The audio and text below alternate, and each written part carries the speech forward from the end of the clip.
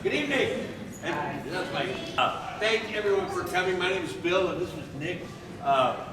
Crossroads is honored to be part of what's going on here. And thanks for joining us. We've been very excited about the information that Bruce has brought us. And so tonight he's going to be talking about brilliant. I don't want to take your thunder. He knows that. So we're going to start with prayer, and we'll launch from there. Yeah, sounds good. Oh, one thing. There are materials in the back. They've gone through a lot of materials. Bless your hearts. So there's still material there. They still have sign-up lists for the different stuff that is available, and they'll get it back out to us. Your turn. Right. Let's pray. Father, it is no accident that we are here tonight, just like it is no accident that creation exists, that there's evidence for it in science. And thank you that we were able to bring Mr. Bruce out to present this to us tonight. May our hearts be open, excited, and energized to hear it in clear language with an ability to understand. Thank you for that tonight. Amen. Amen. Bruce, all yours. Thank you so much. Thanks, Nick. Thanks, Bill. Wow. Don't you guys have anything better to do on a work night than come listen to some creation speaker? Praise God. I'm glad you're all here. I hope you have fun tonight. This is probably my funnest lecture because I have a lot of interaction, and I'm going to ask you guys questions and figure out where you're at and how much you can go. But it addresses an issue that's typically not talked about when people come to talk about creation and what the Bible has to say about creation.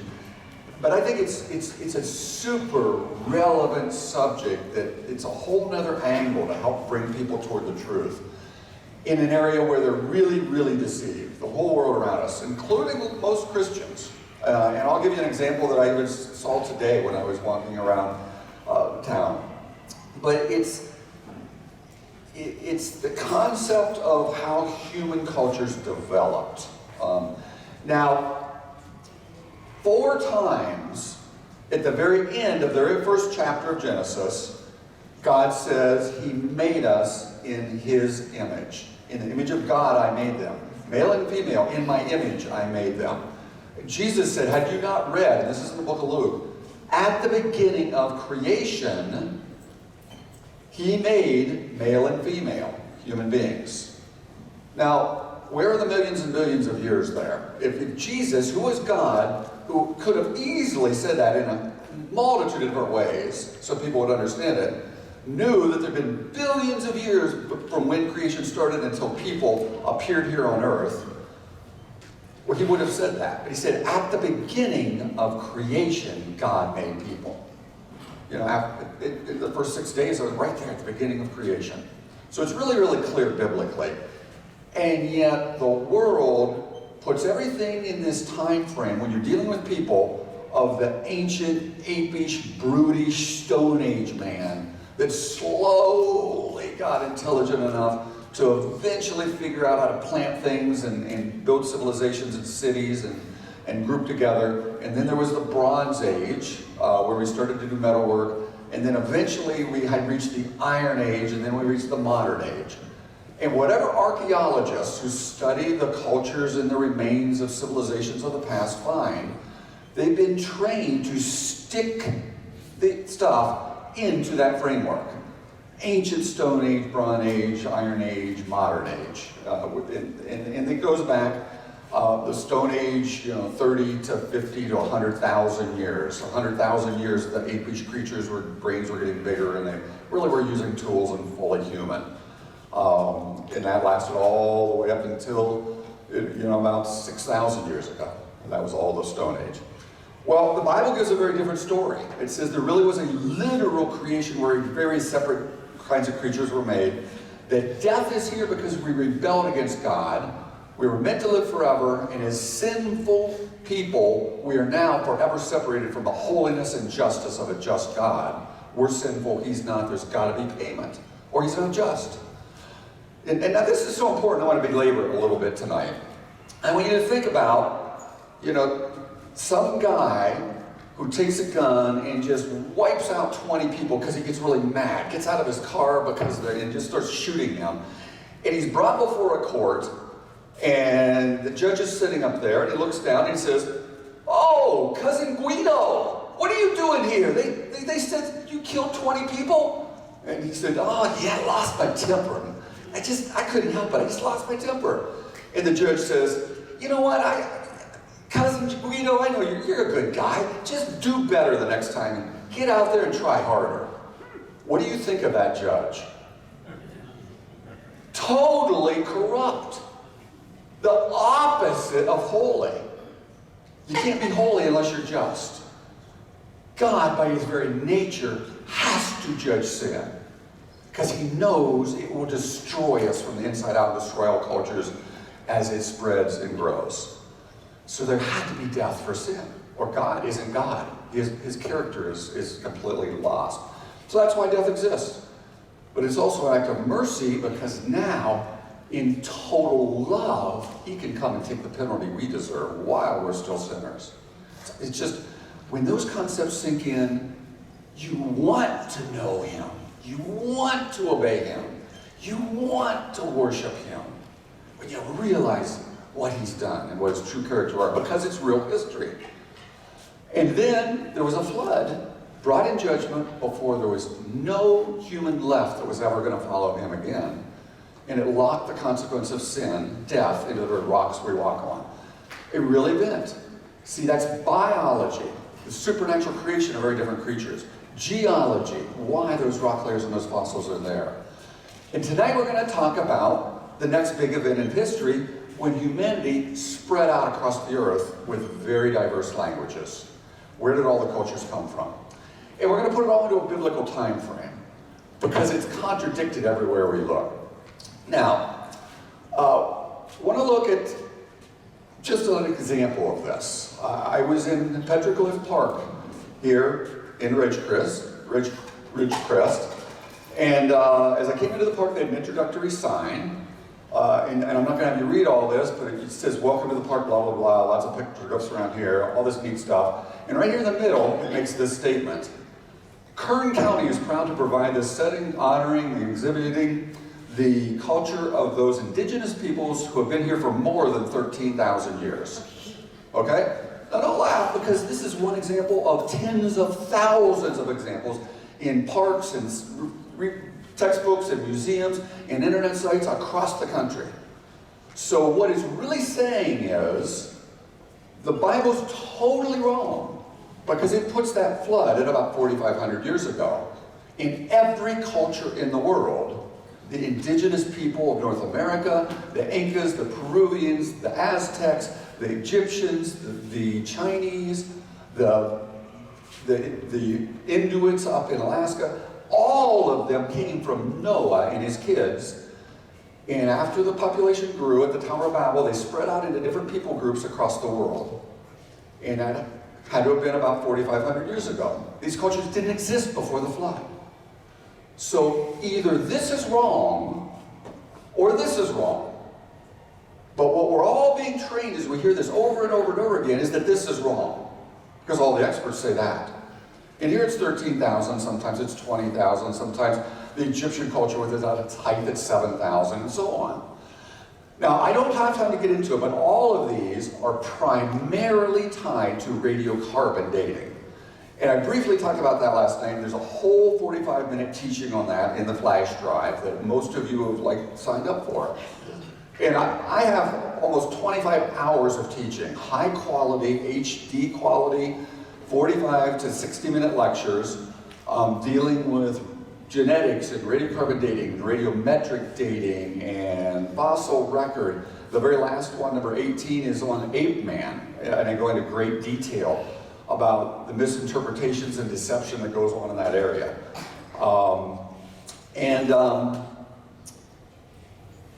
Radiocarbon dating is based on assumptions that are wrong because the flood is left out.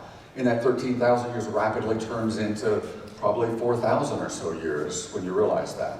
And the archaeologists, they just stick the data into that time frame to try to force fit and make it fit. But we're going to look at that. Now, we'll start here. Why do human beings exist? There are only two possibilities. One, in a crystal clear statement that couldn't mean anything but what it says, is that one day here on planet Earth, there were no human beings. And the next day, two people, Adam and Eve, fully formed, fully functional, incredibly intelligent human beings, were standing here on this planet. Now, any student who would go into a university setting, into a biology class, into a world history class, into a psychology class, into almost any class on campus, and say that's what they believe, will be ridiculed, will be persecuted, will be despaired against, and yet it is the truth, as we're going to see for lots of reasons, and this is just one of them in this lecture tonight. So that's the first possibility. Where did everybody come from? But the other possibility, if that's not true, there's only the other possibility. We must have come from something that was sort of looked like a human. And as people have looked around, the only thing even closer, like apes and monkeys. So that is the assumption. If you leave out the one option, the other one's got to be true. And it's taught as an absolute fact of science. And National Geographic every year has a cover with the latest ape-man find, and Time magazine and Newsweek, dozens and dozens of times every decade. It's the feature. NPR is always talking about the latest ape-man find. It's just perceived as absolute reality. But those probably aren't even the most influential areas. There has been a movie that has been called the most influential science fiction movie ever made in the history of the 100-year history of Hollywood films. Any guesses at what the experts say is the most influential science fiction film ever made? And this is where I need some interaction. Yes. Inherit the Wind, good guess. That's a total distortion of the Scopes monkey trial that happened in 1925. Almost everything in that movie, the opposite is true. But that's not the movie I'm going to talk about. Yes. Planet of the Apes, there were like 4 or 5 of them with Charleston Heston. Great, unique, interesting, fun movie. That's not the one they picked, back here in the back. That's the one. And I don't know if you heard it, 2001, A Space Odyssey. It's been called the most influential movie. Now, it's kind of interesting because the first 10 minutes of the movie, there's no dialogue. It's just a bunch of apes running around, screaming at one another, throwing sticks at one another, sleeping in a cave. And the gist of the movie is aliens put this big monolithic stone on Earth, and it sends out a signal, and it gives this ape this original idea that it never had before. And then, well, watch the little sequence here. I'm going to run it ahead. Here is the sequence. Now that's great-great-great-great-great-great-great-great-great-great-great-great-great-grandpa. And he's kind of scratching around in the dirt. You can hear the wind in the background. And he's found a pile of bones. Now there's the alien structure. Now the drama of the music. It's starting to build. Grandpa notices something he'd never noticed before.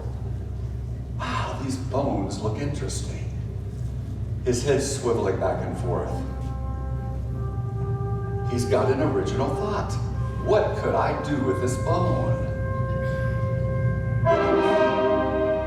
So he's going to reach over and he's going to pick it up.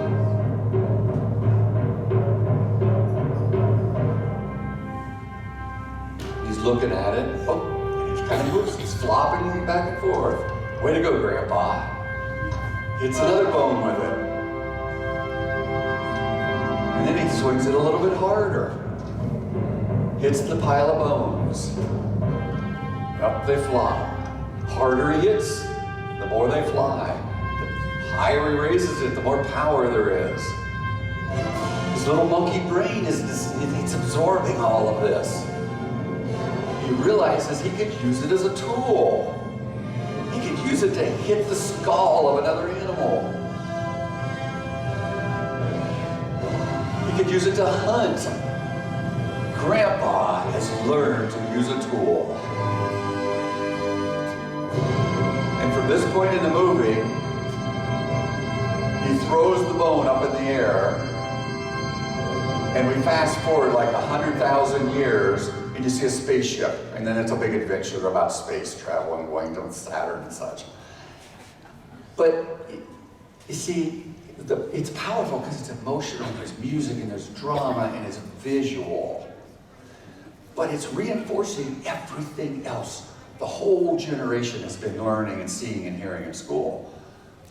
People didn't just appear, so he had to have come from some sort of an apish creature.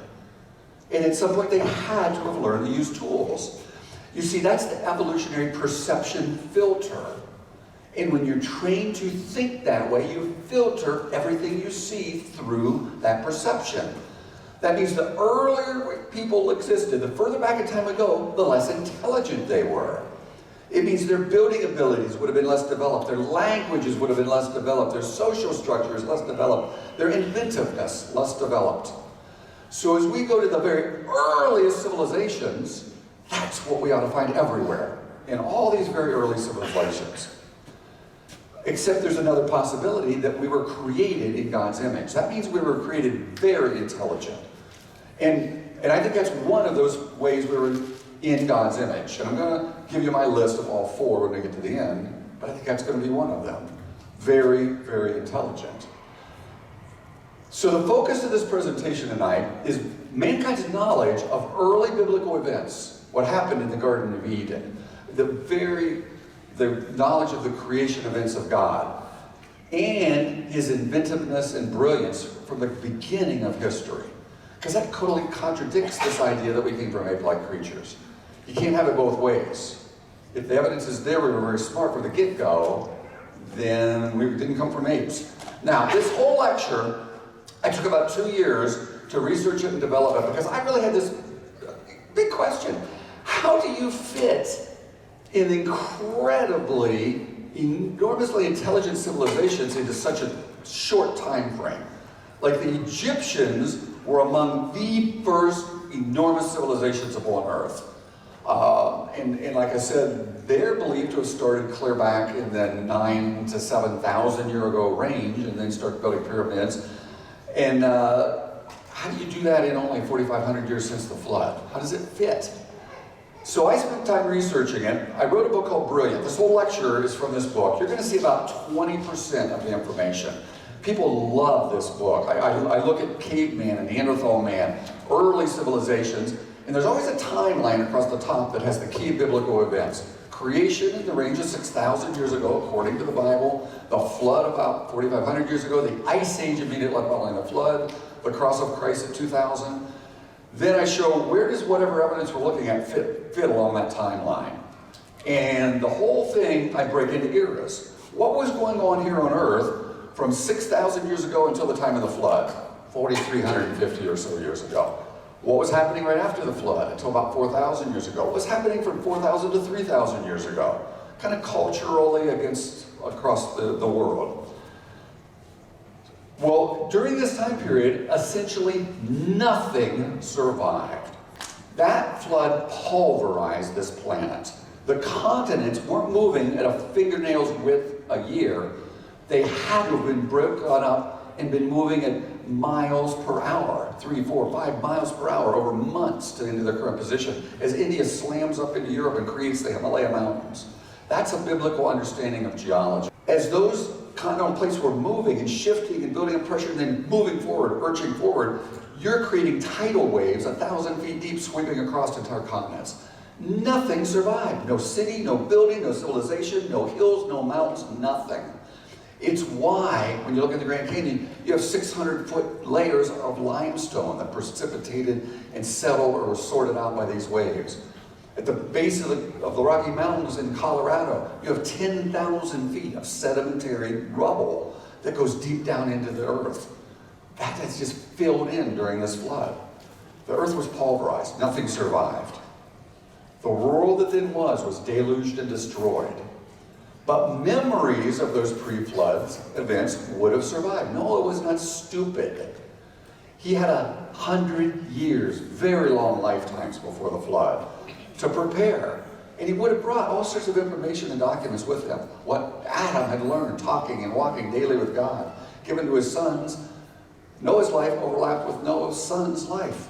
It would have been information he would have brought with him.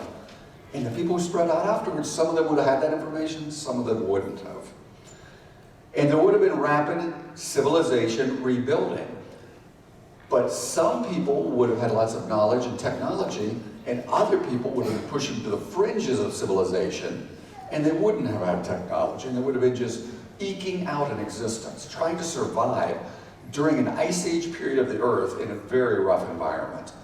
So there would be a huge disparity in cultures that were alive at that time. Now let me just give you one example that's in this book of the knowledge of biblical events far removed from Genesis in the writings of Noah.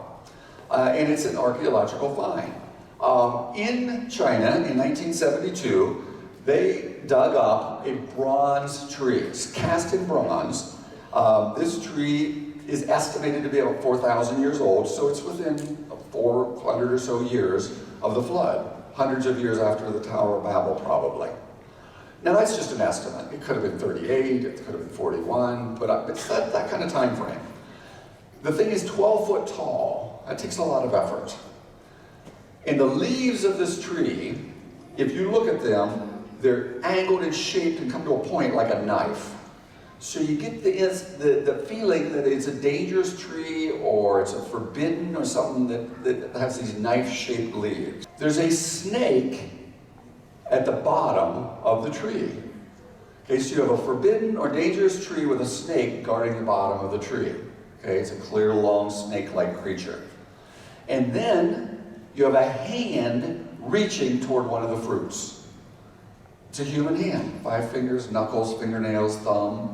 A human hand reaching toward a fruit on a forbidden tree with a snake at the bottom. This has nothing to do with Moses' writings. This is in a culture way before the book of Genesis was ever penned. Anybody notice any similarities here? The one thing, this group of people that left the Tower of Babel and started the culture that became the Chinese nation, the most populous nation in the world, one of the earliest starting nations, wanted the next generation to know was why death and disease exist on this planet. Because in a real event that really happened, we rebelled against God.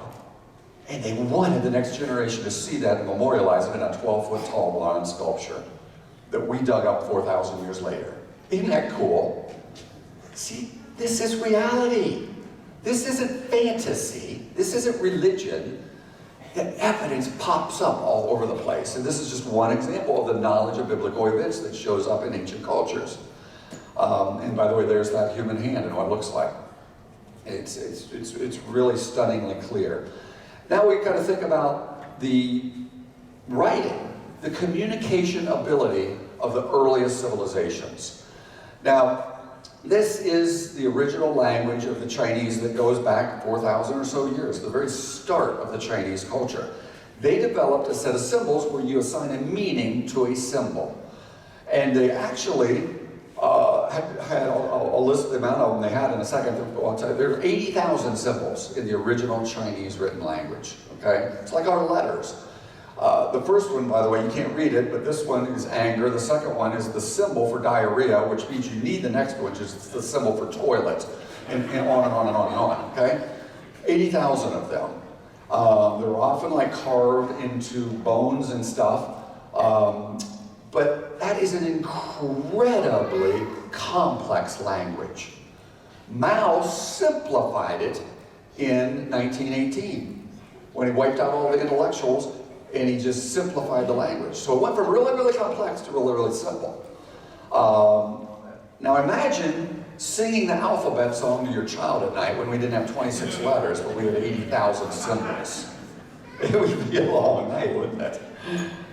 But this is the cool thing. Those symbols aren't random.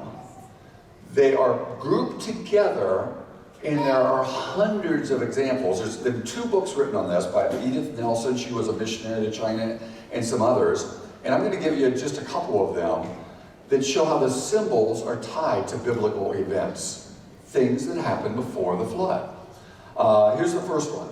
The Chinese symbol for garden looks like this. It's a big rectangle with some other things inside. This little T, upside down T kind of thing, is the symbol for dust.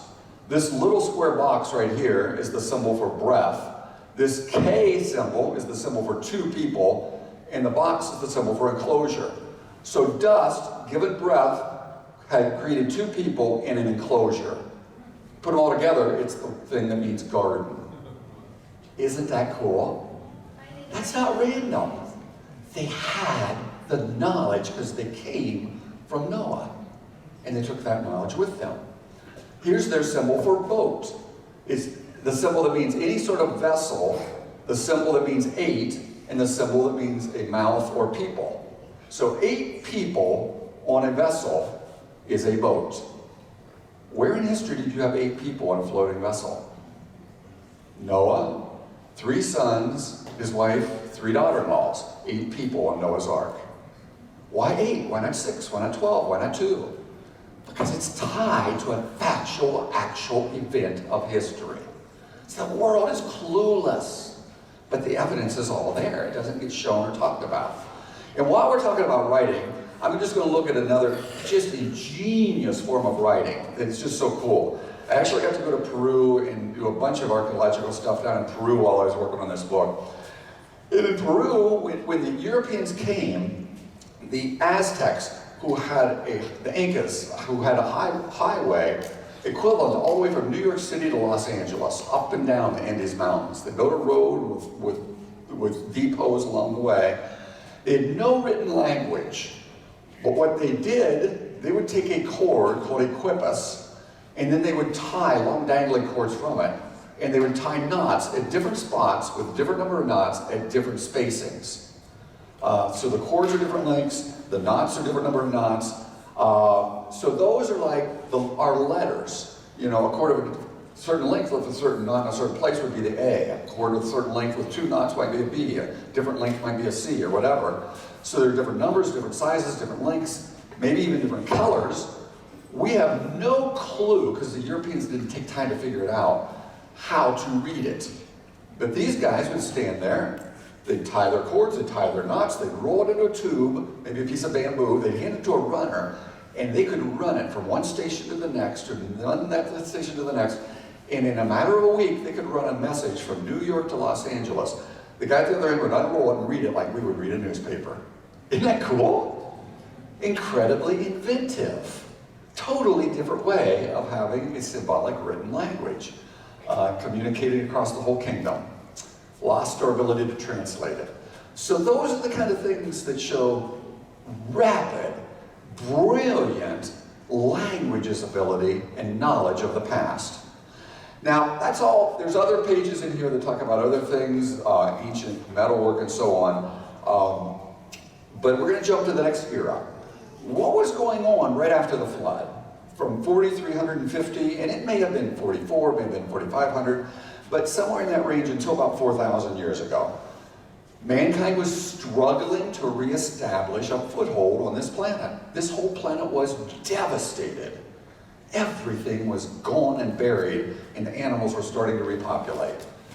Several hundred years passed before mankind was in total rebellion against God again. God said to Noah and his family, spread out and refill the earth.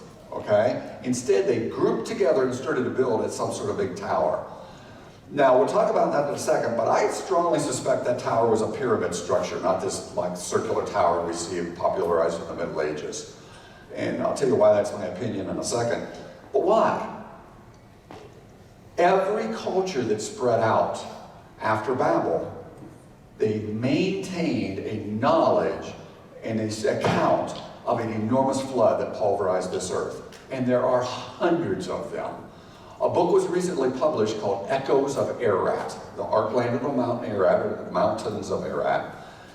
And this author spent 10 years going through archaeological information and missionary information and historical information and of North American tribes, all the way from the Inuits up in Nova Scotia and in Alaska, all the way down through Central, North, and South America, and all of the Americas. And he collected 480 accounts of cultures who all had a record of the flood. They're very fanciful often, but they all dealt with a flood event that destroyed their culture. Because they all came from Noah. And they took with them that remembrance. And I think they were building this tower because they, even though God said, I'll never destroy the earth with a flood again, they didn't trust him. And they're trying to build this tower. And I think it's a tower of safety. That's an opinion, but I think it's probably true. God put a stop to it. You could see evil spreading incredibly fast again because we all had one language. And by the way, all humanity is back to one language for the first time in 4,500 years, 4,200 years. And it's the computer language. You can have instantaneous translation anywhere on the globe of any other language. We're all back to a common language for the first time in history. And we see evil spreading like no time in history. So anyway, the cultures are spreading across the earth, and there's an ice age raging. I'm going to talk about the ice age a little bit later and why the flood of Noah guaranteed an ice age on this planet. You couldn't have stopped that ice age after the flood, and it's a one-time only event that happened. But we're going to start looking at these cultures that developed by looking at the culture that we have the most information about, and that's the Egyptian culture.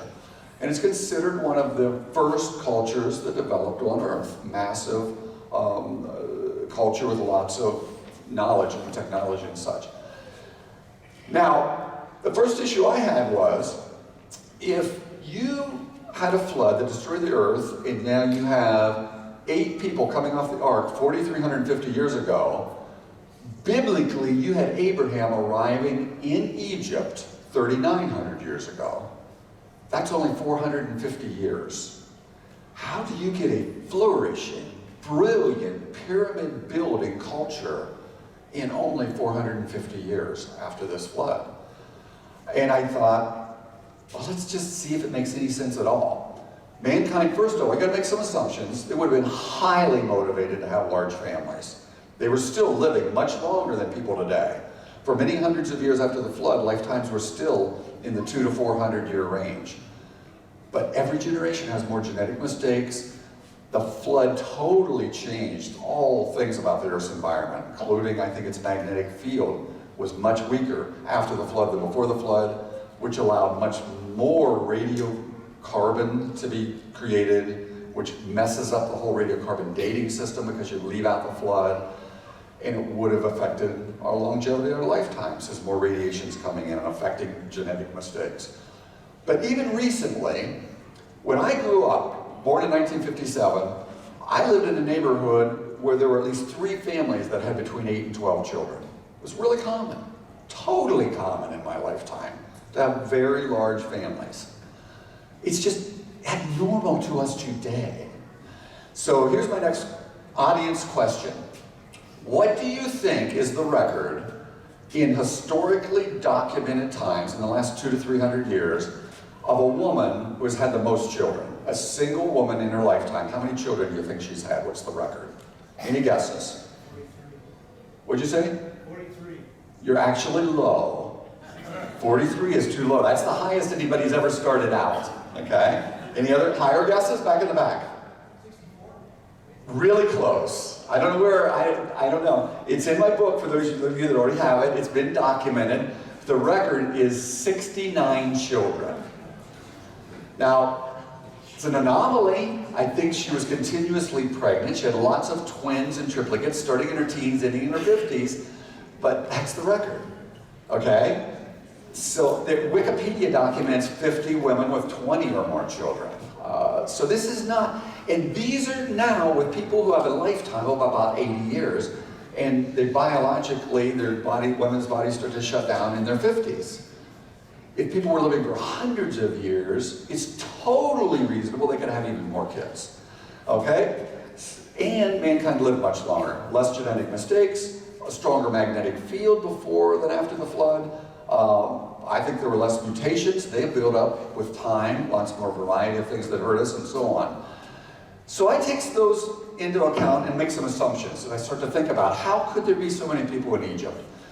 If each couple off the ark had 20 kids over a 50-year period, now that's not at all unreasonable to have 20 children in 50 years. They may have had many more than that.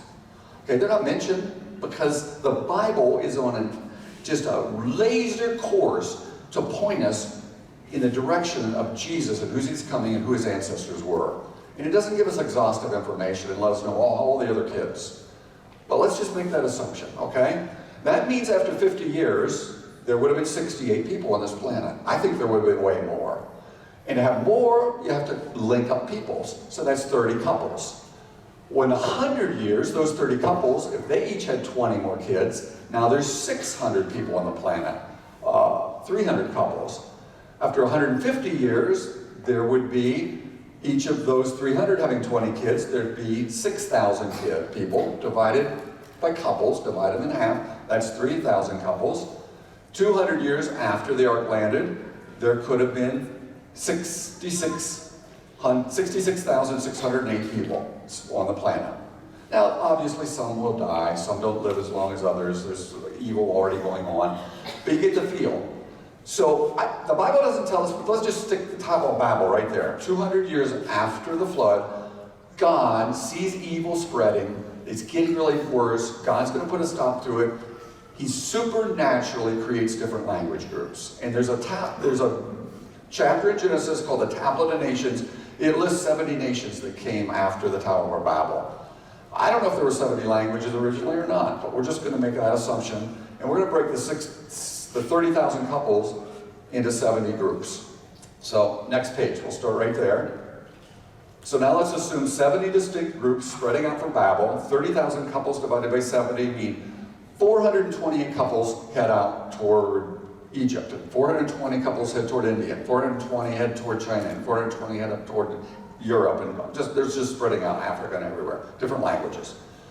Well, now, 4,100 years ago, Egypt, we've added another 50 years, those 428 times 20, now we have 4,280 couples.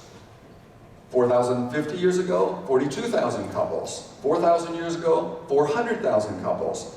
3,950, 4 million couples. By the time Abraham arrived in Egypt, there could have been 42 million couples, or 80 million people. That's how fast populations grow. There is no problem at all explaining huge populations in short periods of time. Hundreds of years is an enormous amount of time for populations to grow. And that's just doubling the generation every 50 years. Generations are actually every 25 years. So you start to get the feel for this? Now, I don't think there were that many people in Egypt because there was already murders and enslavements and wars going on. But there would have been millions. So is that a primitive, scraping out an existence, 8 people barely turning human culture, or not? Well, let's look at what Egypt knew and what they were like. For over 3,600 years since the Great Pyramid was built, it was the tallest structure on this planet. So at the very beginning of civilization, they built a building that held the record as the tallest building for the next 3,600 years, right up until the 1800s, okay? There's your first clue. Second, the Great Pyramid of Giza, it contains 5 billion pounds of limestone. Limestone was formed during the flood of Noah. It's an underwater deposit of lime, which solidifies into rock. Happened during the flood. And it's estimated there were 2.3 million blocks. We know they were quarried from about 500 miles away. So these were cut to shape and then carried 500 miles to be put into the pyramid. All Egyptologists, they all agree on this, and I'm not one, so I just have to take their word for it. They believe the pyramid started when a certain king became pharaoh, okay? And he died 20 years later, and that was his tomb.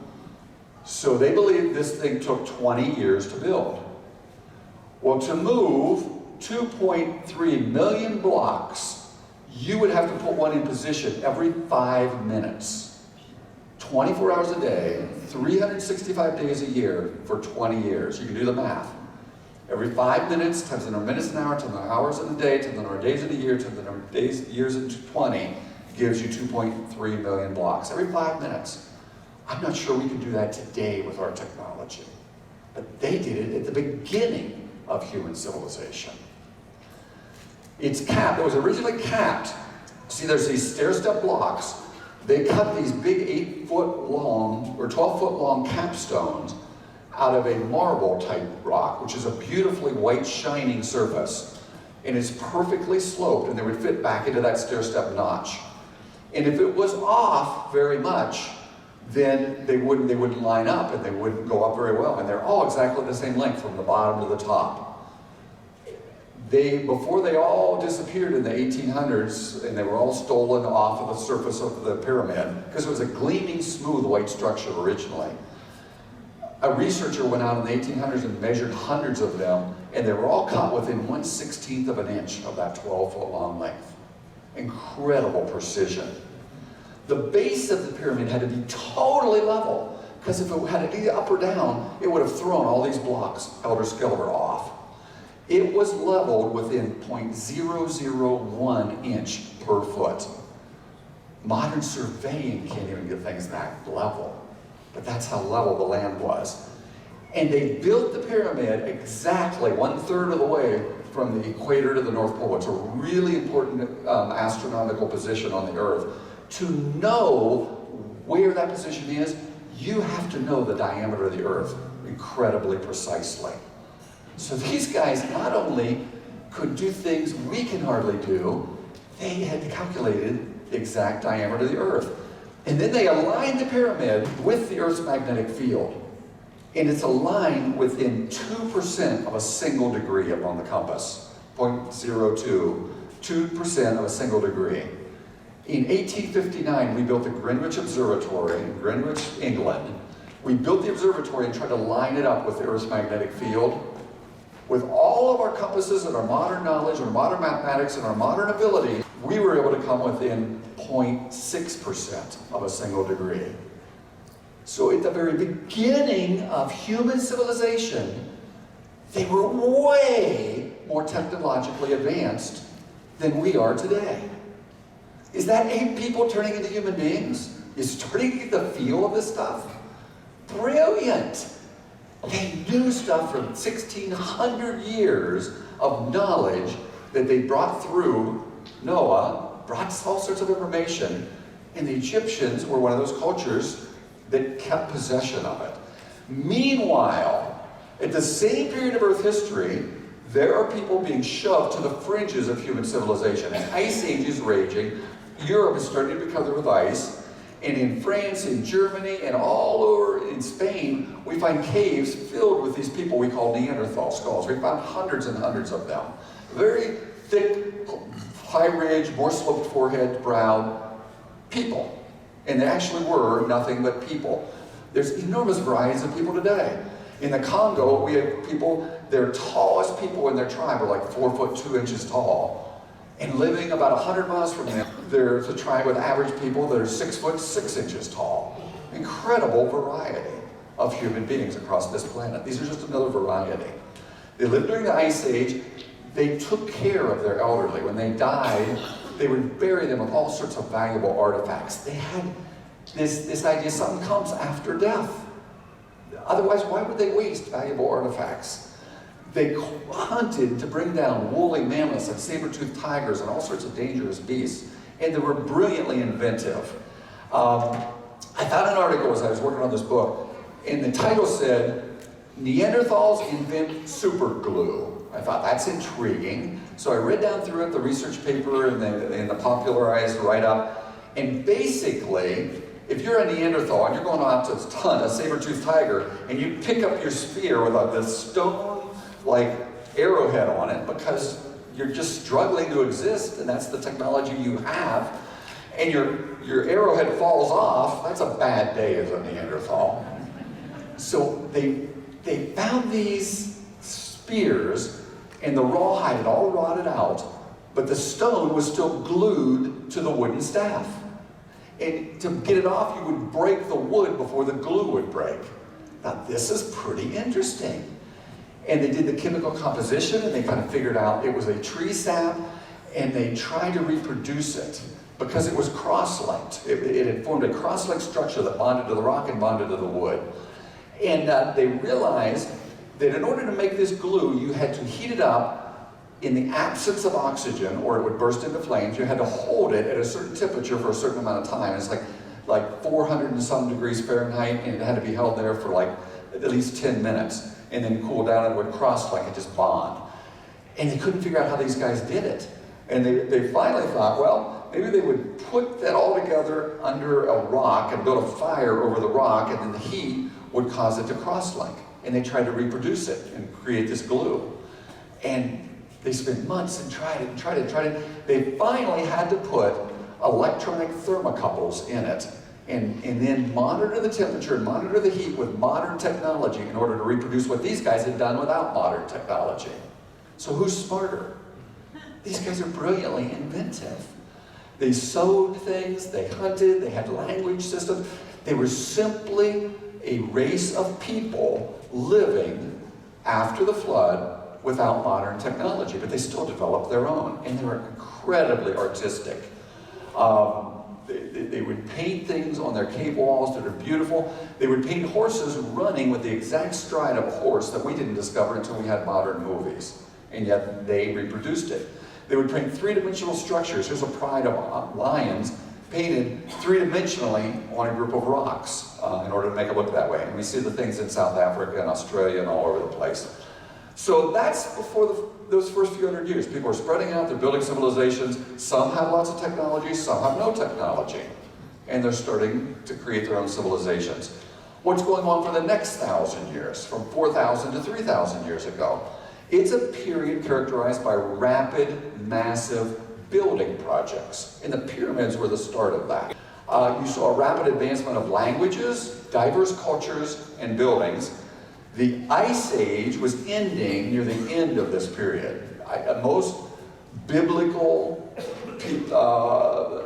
meteorologists, geologists, they think the Ice Age started almost immediately after the flood, and I'll explain why in a little bit, and that it started to peter out about the time of Moses. By the way, Moses, when he sent the spies into Israel, remember they came back with a bunch of grapes, a variety of grapes so big they had to carry it on a pole between their shoulders, and they called it the land flowing with milk and honey, and they described it as a green, lush paradise filled with gardens and farmland and so on. Today, Israel and Canaan, it's a barren desert when nothing grows there. Why? Because during the Ice Age there was lots of rainfall along all their equatorial regions. Even the Sahara at the time of the Egyptians had lots and lots of vegetation. The Babylonian gardens at Babylon, lots of beautiful, lush, green vegetation. Lots of rainfall. Because of the Ice Age, it was still coming to an end there at that time period. Now here's just this really phenomenal, totally unexplained archaeological find. It's called the Piraeus map. And it's a Turkish admiral, had it in his possession. It turned up, I believe, in the 1700s. But based on the kind of things that are found in the footnotes in the bottom, the information is believed to have gone back at the time of the Ice Age, 3,800 years at the beginning. Now, the information we find at the bottom was used to draw this map in 1513. A possible source of the information is like the Library of Alexandria, which goes back 2,000 years ago, and that information came from all over the world, probably some of it from before the flood.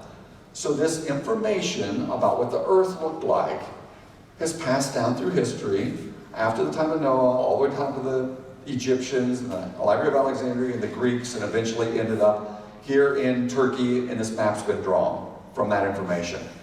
What it shows is an accurate reconstruction of the coastline of Antarctica when it's not covered by ice. Now this is stunning because it wasn't until the 1960s that we did sonar mapping of the coast ice along Antarctica, and we could see where the land was underneath the ice. The ice is a mile thick for hundreds of miles out past the coastline. Every textbook in the world says the latest ice age, and there's only been one, there haven't been dozens of ice ages, ended about 12,000 years ago, and it started 200,000 years ago. So according to modern intellectual sources, no one has seen the coastline of Antarctica for 200,000 years. And humans weren't even civilized in exploring the Earth 12,000 years ago. So how could we know what the coastline looked like? Well, at the bottom of this map, in the notes, it says this region is described as having a warm climate. Antarctica. That's what the notes that led to the drawing of this map says. When the map was drawn, the coastline of Antarctica had a warm climate. Now imagine the Earth cracking open, trillions of tons of lava pouring out, forming new ocean basins, which are acknowledged by everybody to be the most recent formations of rock upon the Earth. The sedimentary rock is considered to be older. Pushing the continents around is going to heat up the oceans enormously. It takes trillions times trillions of BTUs to heat up the water as big as the oceans of the world. Think how long you have to boil a pan of water to get it to evaporate on your stove. You just got to pour in lots and lots of heat and keep pouring it in, pouring it in, pouring it in, and then eventually starts to boil and it boils away. Imagine the entire oceans of the world. So much heat that Antarctica, the water might have been like the Bahamas, 70 degrees Fahrenheit water, down in Antarctica. It would take hundreds of years for it to cool down. That's what the coastline of Antarctica looks like. The actual land is 100 miles back inland. Nobody's seen it, unless that ocean water was really warm. Now here's what would have been going on after the flood. Much warmer oceans, widespread volcanism still going on, lots of cloud cover bouncing the sunlight away from the Earth, allowing an ice age to happen. Rainfall around the equator, snowfall in the north and the south. But anywhere near the ocean, it's going to stay temperate because the ocean water is warm. So for hundreds of years, explorers who knew how to build ships could have been exploring this new Earth and drawing maps. The information could have ended up in the hand of the Egyptians. It could have ended up in the hand of the Greeks in the Library of Alexandria. Eventually, that same information ending up in the hands of these people in Turkey. It explains how we could know this. Nobody else has any explanation. And by the way, I quote an Air Force colonel in charge of the cartography department of the Air Force from the 1970s, who was sent this map, and he says, it shows an accurate representation of the Antarctic's coastline. We have no idea how they could have known this in 1513. But the Bible gives us an answer. So, this is where I want to talk about that ice age. Increased water evaporation, cloudy skies, lots of snow in the north and the south, rain everywhere else, wetter environment worldwide. This is believed to be the extent of the snow that packed down into huge glaciers at the end of the ice age, at the height of it, before it started to melt back. The oceans cooled down, cooled down, cooled down. Eventually the evaporation slowed, and these things melted and flowed back into the ocean. Folks who study the ice age, they say the oceans of the world dropped between 200 and 300 feet during the ice age. Think of the entire Atlantic, Pacific, Arctic Ocean, Indian Ocean, dropping 300 feet. All that water evaporated. And then came down as snow, got locked up, and then over the few hundred years near the end, it all melted, most of it flowed back into the oceans. Now that's climate change.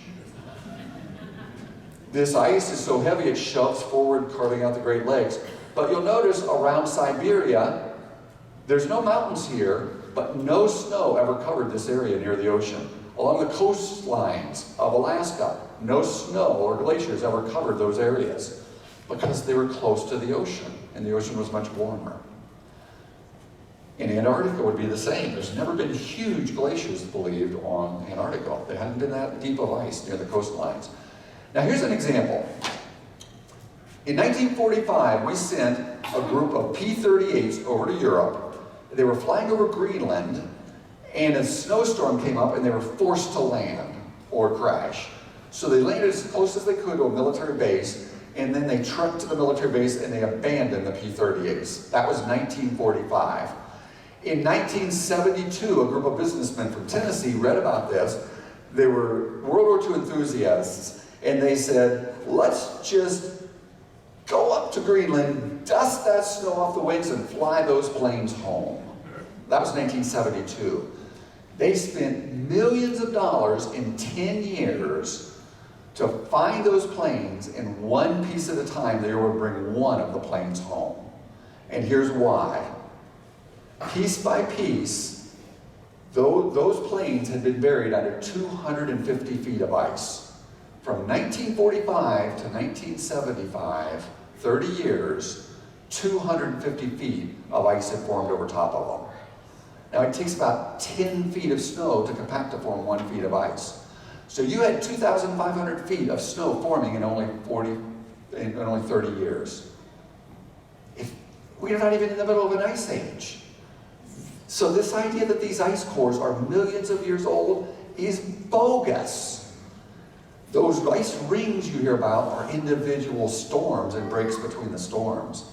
And all that snow formed over a few 100-year period, not over millions and millions of years. The plane, that's how much ice formed in just 30 years. So that's a modern example. Okay, real quick, other building projects. Down in Peru, they're building these huge monolithic, lithic means stones, mono means single stones, these huge structures made out of enormous individual stones. Like here's a wall where they took this stone that probably weighs a couple 100,000 pounds, and it's been carved in a perfect circular area with perfect spots, and all the other stones are fit into it like a jigsaw puzzle. And they were taken like 1,000 feet up and over a mountain and back down again where they built this structure. We don't know how they moved them, we don't know how they carved them. And this is an ancient civilization right after the flood. Some of them weigh close to 500,000 pounds. And again, we don't even know how they moved them. But they're there.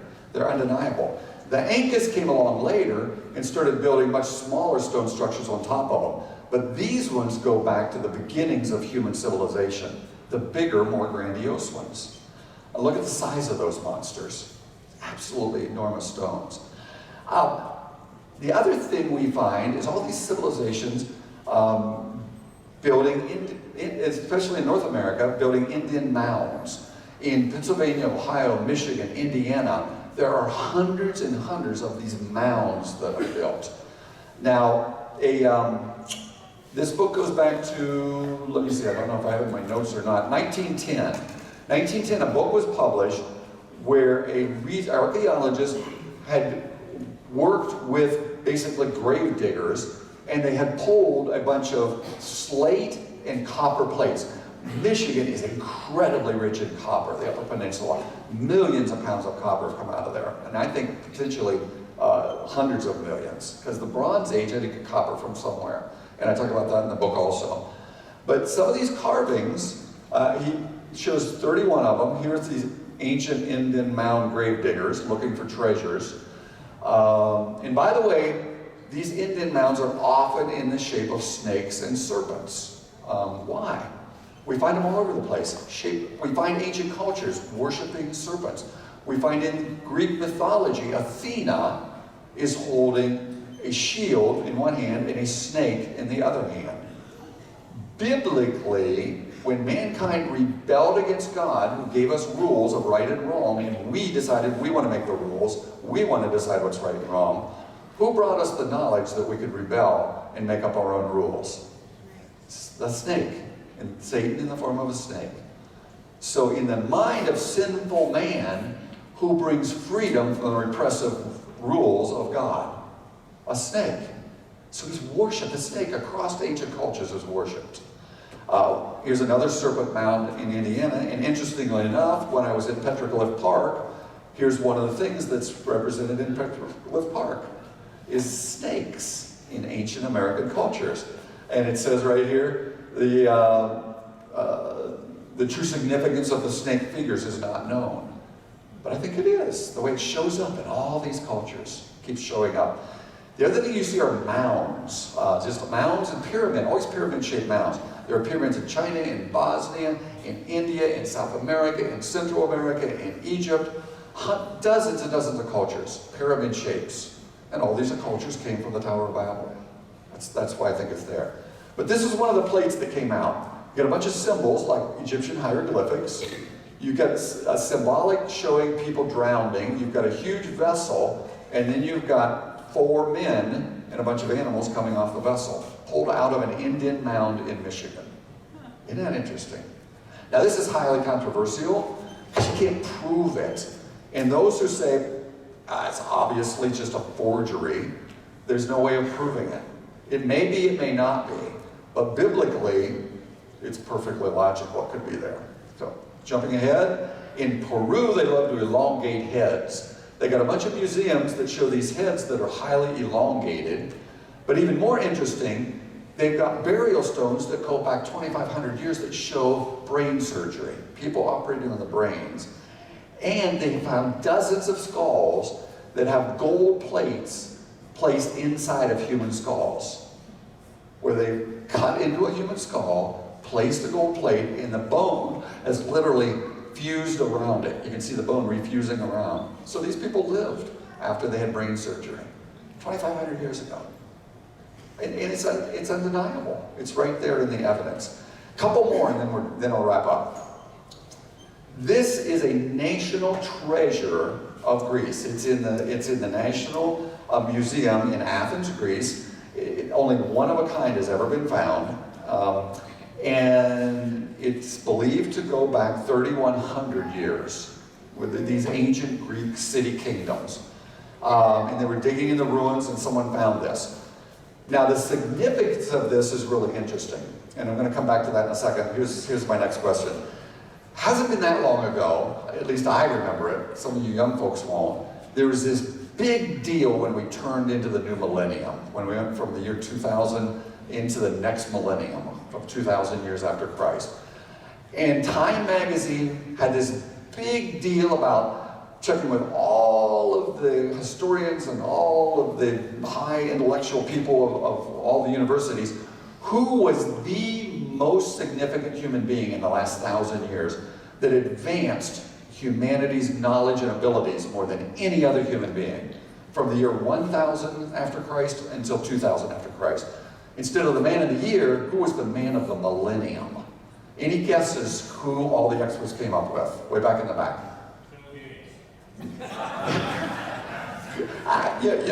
Computer technology is enormous, but that's not who they picked. It impacted all of humanity. Yes, sir. Not Einstein. These are good guesses. These would be amongst my choices. Two more, and then we've got to move on. Plato would have been much, much earlier. We're talking just that 1,000-year period, from 1,000 to 2,000 years ago. In the back? Alexander the Great would have been much earlier. Okay? These are good. Okay, last one. Did I hear Isaac Newton? Isaac Newton lived in that time period, and he would have been at the top of my list. And I have a lecture called the Christian Faith of the Founding Fathers of Science. And it's stunning how they all believe in the Bible and Christianity and a recent creation. And yet it didn't hinder any of them from developing modern science. No, the one that was picked was Gutenberg. Johann Gutenberg. Because that is the one who figured out how to transfer knowledge from one generation to the next, how to make it so cheap and so widespread that entire populations had a reason to learn to read. Because you could take movable print, permanent movable print, put it in a tray, put ink on top of it, and make hundreds of thousands of copies of the same information. And that's what drove the Reformation of Christianity. Who knows what the first book ever printed was? The Bible, the Gutenberg Bible. By the way, somewhere in my notes, and I don't have them in front of me, because it's been a year since I gave this lecture. I think there's only dozens of copies of the original Gutenberg Bible. There was like $100 million each, or something like that now. But it's the discovery of typesetting. That's what they did here. They took hardened clay type, they put it in a circular tray, and then they could put soft clay on top of it and just make copy after copy after copy. Exactly the same concept as Gutenberg reinvented, what is that, about 2,800 years later, or 2,500 years later. It's the process of modern printing. Rediscovering it transformed the modern world. It drove the scientific reformation. Because technology gets lost with time. Just some fun stuff. In Costa Rica, about 3,000 years ago, they started carving marbles, except they were Texas-sized marbles. Some of them are 6 foot in diameter. Some of them are 2 or 3 foot in diameter. Thousands and thousands of them. They're so common they use them as lawn ornaments. In the textbooks, you're not going to watch out for Google because it just grabs a consensus thinking. They say these things were carved by people that lived in this area 1,600 years ago because that's the last known culture in that area. Here's the problem. They found some of these 6 foot diameter spheres. They found them 330 miles on islands offshore, made from rock that had to have come from onshore. And the people 1,600 years ago only had dugout canoes. Try putting a 10,000 pound marble in your dugout canoe and paddling 300 miles. See, it couldn't have been done then. These go back way, way, way earlier to a much earlier civilization. Ancient Iraq had batteries. And Mythbusters had a show on this. It was really interesting. They were coined the Baghdad battery. There's been multiple examples on Earth. You fill them with electrolyte. It had an iron core and an electrolyte solution inside, a cathode and an anode. It would generate between 1 to 2 volts. And they showed you could link them up and do electroplating. And we find a lot of ancient jewelry where it's so thin they don't know how they got it there. This is a possible way it could have happened. Last example. In ancient Greece, and it's believed to be 2,100 years ago, they found this encrusted bunch of bronze gears, like encrusted with all sorts of coral in the Mediterranean Ocean from a shipwreck. And it was found in 1901 and it was thrown on a shelf because they were looking for coins and all sorts of valuable stuff. Well, in 1971, a research group out of Canada got permission to do all sorts of X-ray examination and figure out what these gears looked like. And they discovered there were 82 different fragments with 30 or more bronze gears, and they were perfectly positioned to map our solar system. But it went way beyond that, and they spent about 20 years working on this project. They believe the back plate of this mechanism looked like this. It was grease. The head person who headed the team from Cardiff University came out with a report in 2006. This is what he said. This device is extraordinary, one of a kind, beautifully designed. Its astronomy is exactly right. The way the mechanisms are designed makes your jaw drop. In terms of history and scarcity, it's more valuable than the Mona Lisa. Now this is what it does. This is what they believe it looked like when they put all the gears together and figured it all out. There's 2 handles on the back, and there's a set of dials on the other side.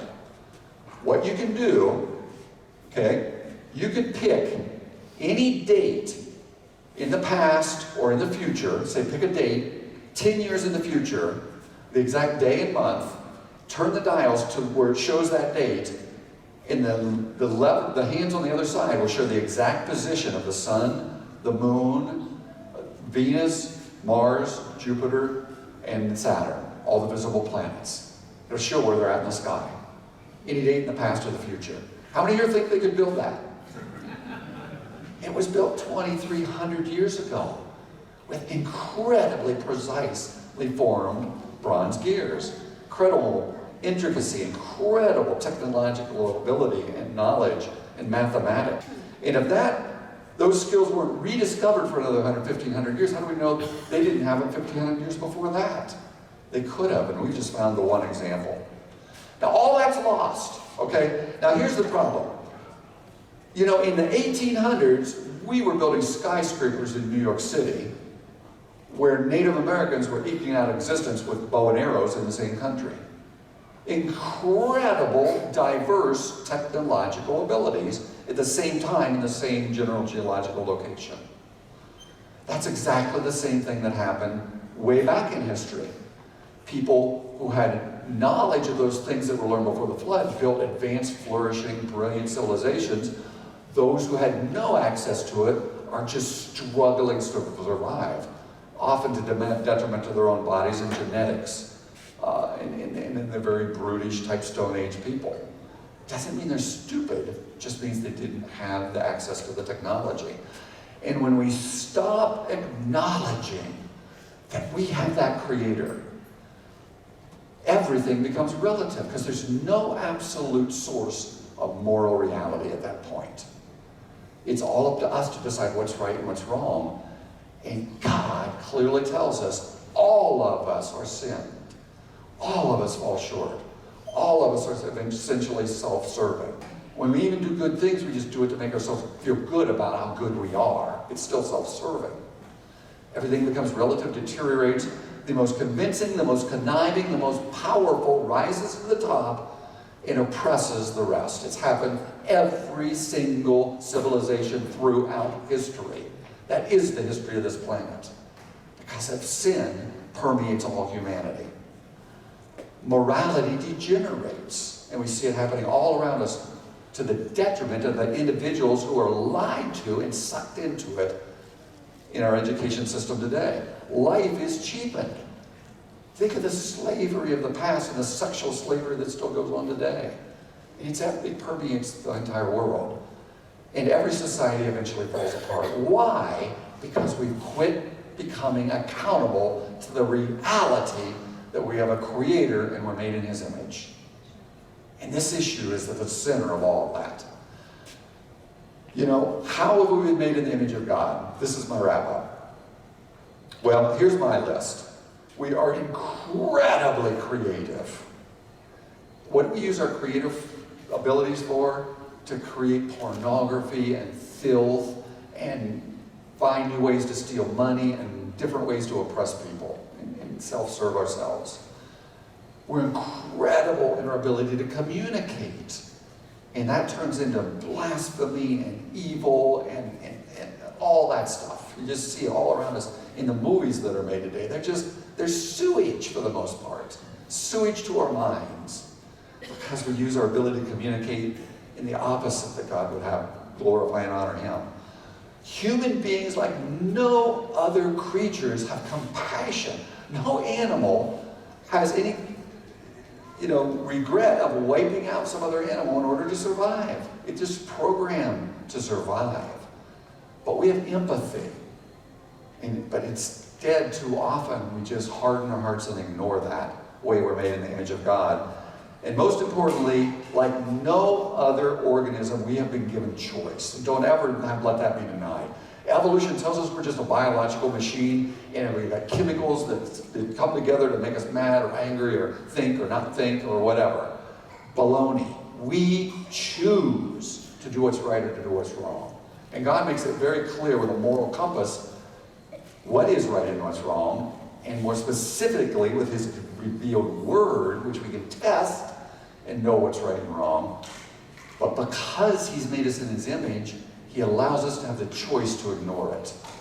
And then he warns us if we ignore right and wrong, morality, truth, we literally will become blind to it. Our hearts will become hardened. And if that wasn't true, we really wouldn't have a choice.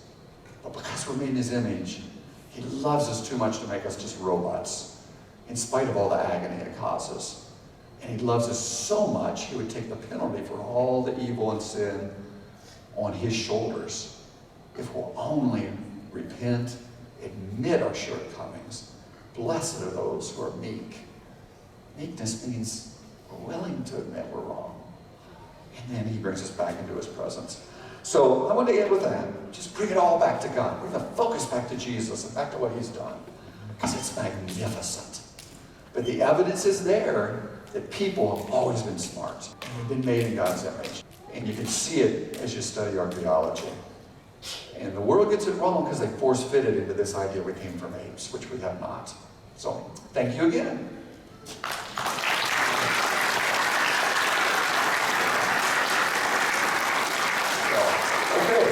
I did not once look at my clock, so let's see how bad I did. I went 14 minutes over. But we should still have time for questions. So, questions?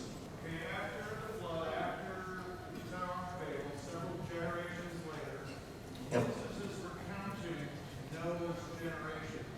And he's going down listing name after name after Right. name. He gets to this fellow named Peleg. Right. And then he makes a note about Peleg that during his life, the nations were divided. What do you make of that? I can't definitively say. You know, it's one of those cases the Bible gives us sufficient but not exhaustive knowledge. The theologians, people who know way more about the Bible than I know, They're even divided.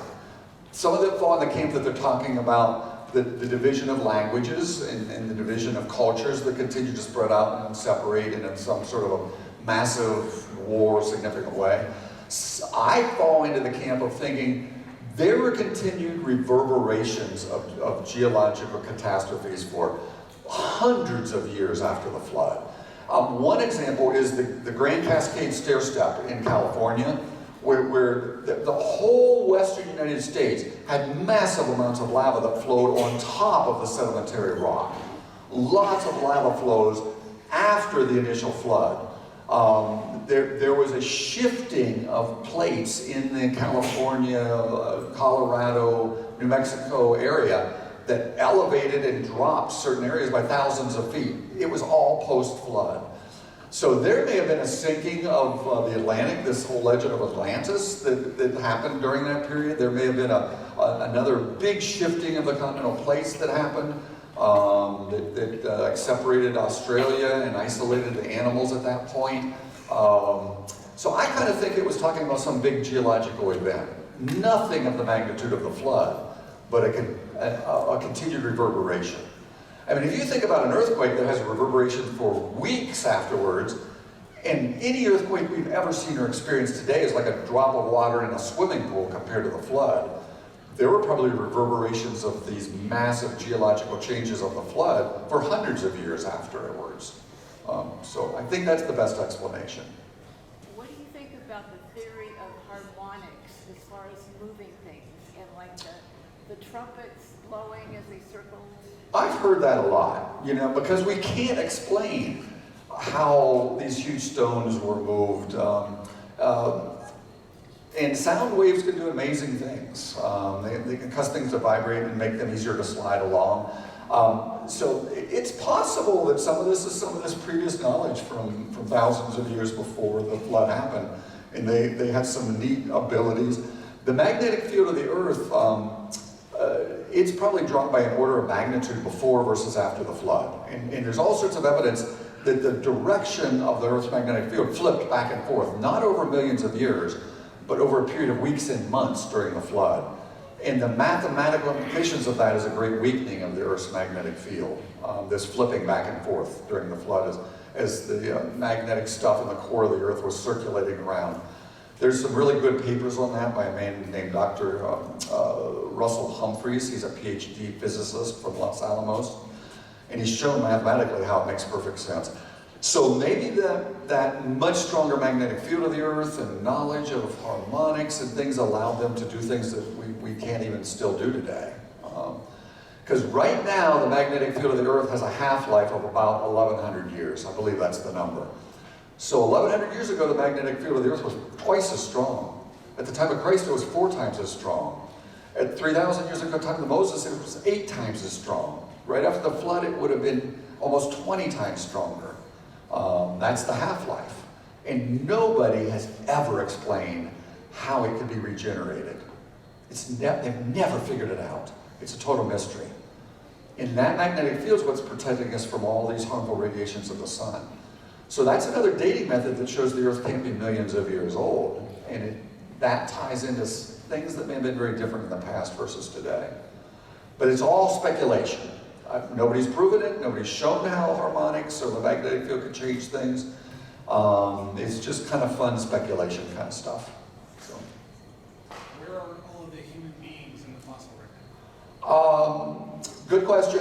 And I don't have definitive answers. I only have speculation. Some of it logical, some of it maybe speculative, even more speculative. I know the whole purpose of that flood was judgment upon mankind's sinfulness. I know that mankind, being very intelligent, they, for the most part, would have survived as long as possible, and probably longer than almost any other creature here on Earth. They would have went to high ground, they would have grouped together, so they would have been amongst the last things destroyed, after months of this flooding had been happening. So logically, they would have been buried much higher up in the rock layers, which is why it gets misinterpreted. Logically, anything that dies as a mammal or even fish, they almost immediately start to form gases and they float. Our bodies float and bloat. Even fish float and bloat. So they would have been battered back and forth and just ripped apart and buried very high up, and you wouldn't expect to find very many of human bodies buried very deep in the sediment, and we don't. So I think that goes a long way toward explaining most of it. There have definitely been absolutely human remains found much deeper in rock layers than can be explained by evolution. But they're very, very rare. And when they are found, you can do two things. You can say, well, everything I've been taught and believe about paleoanthropology and earth history and geology and biology and everything is all wrong. Or maybe that rock layer has been thrust underneath a higher rock layer, and that's how they got there. Or maybe we're misinterpreting how they were put together. Or maybe the dating method we've used to measure that rock layer is wrong. So you just find a way to explain away the data. Otherwise, you've got to start all over again with all of the intellectual knowledge. So it's always one faith versus another faith. But the very fact we find things, and they've been documented, I think is pretty revealing. They're just very, very rare. And they're crushed. So how do you put the skull back together when it's in 100 pieces? You can choose to put it together as a small sloped forehead, or you can put it together with a domed forehead. So a lot, and you find that in papers. You find people saying, you put these pieces together completely wrong. It's obviously more ape-like or less ape-like or more human-like or whatever. And there's lots of variations of apes and there's lots of variations of humans. So, anyway. Do you think that the weather that we're having could be influenced by the undersea volcano in Congo last year that injected so much moisture into the stratosphere? I didn't catch the very last part of that. The weather could be impacted by what? There was an undersea volcano near Tonga last year that injected billions of megatons of water vapor into the stratosphere. Yeah. Well, absolutely. Absolutely it could. And here's an example. One of my talks, and it is number 4 in the Rocks Crown series, is about Mount St. Helens. And it talks about most of that ash that comes shooting out of volcanoes is water vapor carrying the ash, okay? Enormous amounts of water. And it's not just water, it's also the particulate matter. And if you could gather up all that ash from Mount St. Helens in 1980, it's maybe a cubic mile. In 1883, 100 years earlier, Krakatoa erupted in the South Pacific. It blew the whole island apart. And that's estimated to put out about 20 times as much ash. And it shot it all the way up into the stratosphere. Not just the water vapor, but the ash also. It literally spread around the Earth, and the average temperature on Earth did not return to normal for 3 years. In that summer in Europe, the average temperature was what it normally would have been in the winter. In the summer, it was as cold as it normally was in the winter because of one volcano in the South Pacific. So one volcano can impact the weather patterns of the entire Earth for extended periods of time. Now, during the worldwide flood, there were thousands of volcanoes, thousands of times bigger than anything we've ever seen today. And there's been reverberations of weather patterns that have lasted for dozens and dozens of years throughout history. So I don't know whether man's activities and burning fossil fuels and all the industrial stuff that's going on is really having that as a significant of an impact on global climate change or not. But I do know that science is funded only if it supports that viewpoint, and that scientists fall into line with majority opinion, but majority opinion does not determine truth. It never does. And that there's lots of problems that are ignored in lots of areas of science. And we saw a lot of that during COVID. It's like the news media and the medical community, they would just fall in line and deny that natural immunity had any impact at all compared to a vaccine, an experimental vaccine that had been developed. And that flies in the face of 100 years of immunology knowledge. And it was totally denied by the news media and most of the medical community. We now know that's not true. The natural immunity was every bit as important or more so effective than the shot. So that's just one example of how people will fall in line, intelligent people, because everybody else is saying the same thing. So I don't know about how much impact we've had, but yes, one event can have a major change on weather-related rainfall, climate, temperature, and so on. So, the planet's incredibly complex, and God's developed this system that self-corrects in an amazing way. When the oceans get too warm, there's more evaporation, there's more cloud cover, and over a period of time, more sunlight's reflected, things cool back down, and it just seems to adjust unbelievably well over huge periods of time. Yes? Other life forms other than planet Earth. Great question. And I come back biblically to that. The Bible doesn't speak to it directly, but it does speak to other things, that all, this is out of Romans, all of creation is under the impact of the fall caused by mankind. The curse of creation impacts all of creation because of our actions. So death, genetic mistakes, probably supernovas of stars, things blowing up and collapsing, they all are the result of our actions. So if God made intelligent life somewhere else, and it is absolutely 100% scientifically impossible for chemicals to come alive. Every experiment ever done, every bit of statistics, every bit of knowledge shows the simplest organism that's alive is way too complex to have just made itself. So if there's aliens, God made them. Why would God curse another intelligent civilization somewhere else in the universe because of what we have done here on Earth? That is an unfair, cruel God.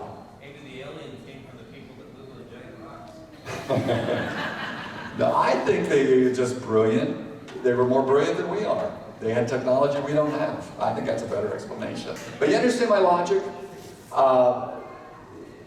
If they're there, God made them. Why would God curse them? Because of what we've done. It conflicts with Scripture. Now, what I do think, there is spiritual reality, there are demons, there are angels, there are spiritual beings, and there is physical reality. And we're going to step into that spiritual reality when we die. We're going to be in that realm. And that Satan is out to totally deceive. So I think he is just playing all sorts of games. And this whole alien thing is one of those games Satan plays. And the kind of things that are reported where you have instant things moving at 100 miles an hour and doing a 90-degree change, the ability to come hundreds of millions of light years and travel here, it goes against all we know about all known physics and all known knowledge. So we're willing to believe, totally reject everything we know about physics and knowledge and everything we've learned and studied about creation to hang on to a belief in alien life, that there's no evidence that it exists. I just can't go there, and it contradicts clear implications of Scripture. So no, I think the only intelligent life is us. And just the magnitude of that God would create an entire universe to show His majesty for our benefit is pretty astounding. Okay, his question was, the way we understand fossils formed is that something that's alive with lots of tissue gets buried, it's got its bones, and it's covered by particles, which turn to sedimentary rock.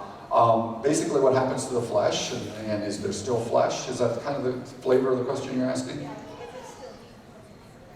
Is it still decomposing to the ground? Absolutely. I mean, I kind of did an example the very first night with how fragile and complex all of these chemicals are that make up our body, the parts of our cell. The most common one's called a protein. It's just like a string of beads that are in exact perfect order in order to form a perfect little shape that forms a part inside of the cell. And as soon as you die, as soon as a plant dies, as soon as a bacteria dies, as soon as we die, those chemicals start to fly apart. And even whether they're underwater, or whether they're under a rock, or whether they're under 10 miles of rock, there's still a little bits of oxygen.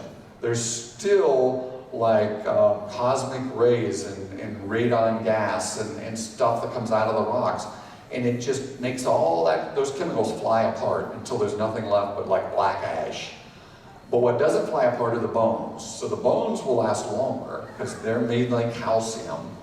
But even those will turn to dust if they're left there on the surface or under the ground. Eventually, they'll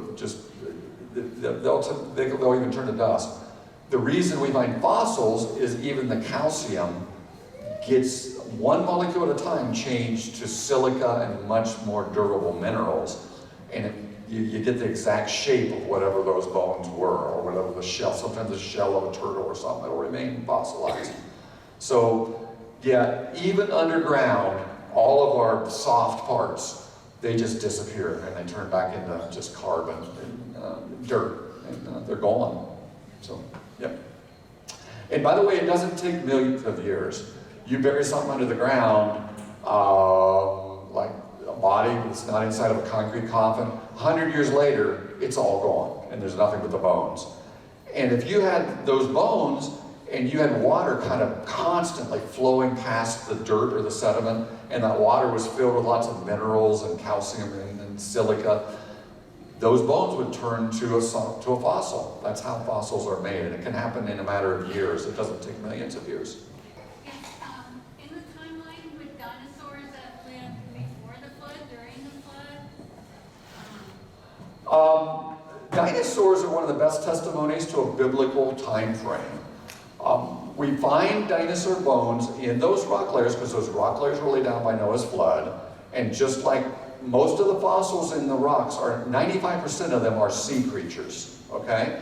They're clams, they're shellfish, they're bones of fish, and so on. Only 5% are land animals. And amongst the land animals, only a fraction of a percent are dinosaurs. Dinosaurs are actually very rare. But the bones are there because they were buried during the flood, and then they turned to solid rock.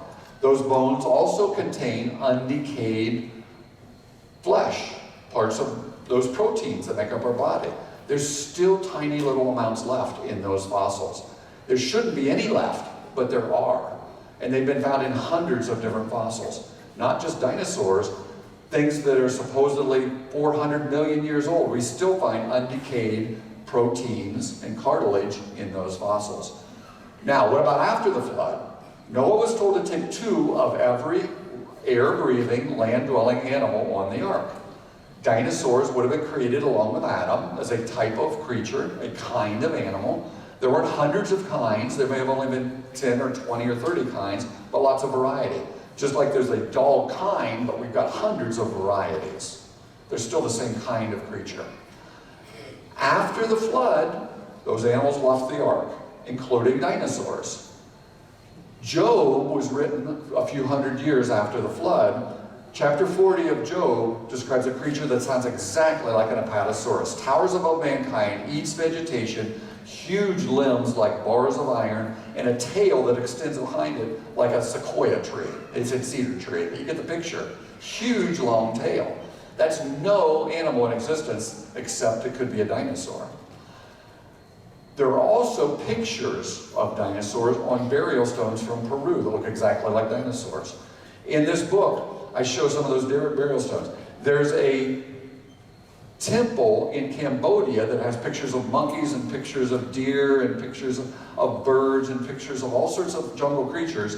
And right in the middle of all these real creatures, there's an exact replication of a stegosaurus with the fins and the tail and everything. It looks exactly like a stegosaurus.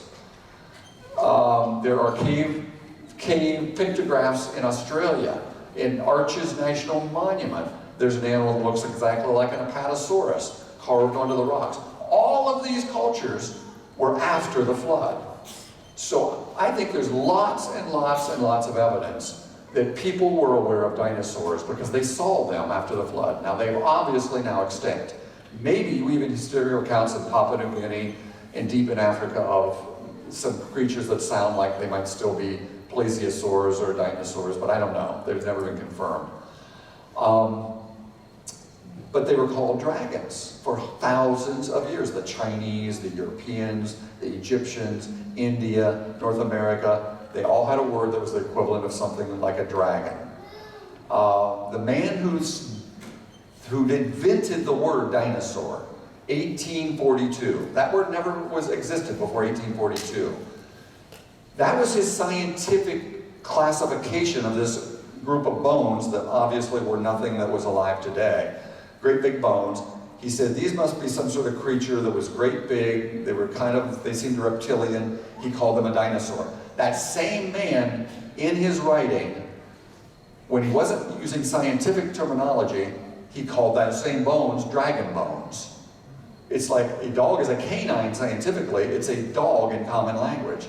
He called those bones a dinosaur scientifically, he called them dragons in common language. So I think, without a doubt, there were dinosaurs in existence with mankind both before and after the flood. And there's lots of evidence to support that. Okay? We good? I meant to pass this book around. This is Mr. Bill's book. He's going to come after whoever steals it. But if you want to look at this book, what we're going to do, because I sold out almost immediately, anybody who wants the flash drives of all 20 of my videos and all of my 60 of my 2-minute talks, sign up for those. And basically, they're like $20 if you want to make a donation. If you don't, take them and put them to good use.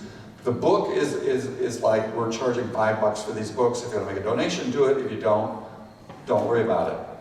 It's just you're blessing the church by not having them cover the cost and help you support us. Take a look at it, because I think you'll really love this book.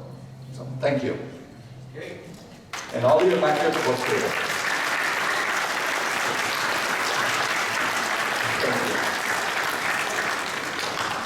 Standing here to remind everyone, by the way, that everything that you've seen over each of the lectures that were, Saturday, Sunday, Monday, and Tuesday, they're all on the YouTube channel for Crossroads. If you want to go look and pick up some of the ones that you didn't see that were there.